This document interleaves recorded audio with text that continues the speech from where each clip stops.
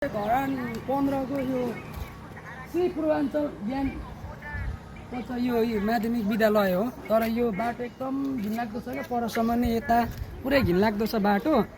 यो 79 चुनाव हुँदादेखिको हो। अब 84 को चुनाव आउन आँट्यो र पनि यो बाटो बनिएको छैन अझैसम्म।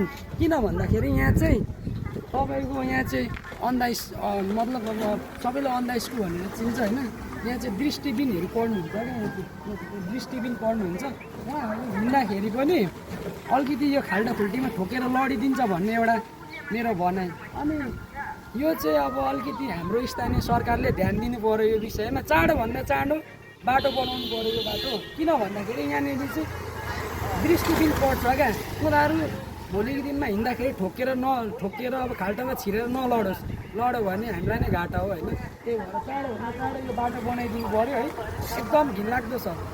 अब 84 को चुनाव आउन आँटिसक्यो, फेरि चुनाव यस्तो बाटोमा आएर हामीले भोट दिनुपर्ने होला। त्यही भएर चाँडोभन्दा चाँडो यो बाटो बनाउनु पऱ्यो र भोलिको दिनमा अब हिँड्ने मान्छेलाई पनि सहज होस्, त्यो भन्नको लागि चाहिँ म आएको।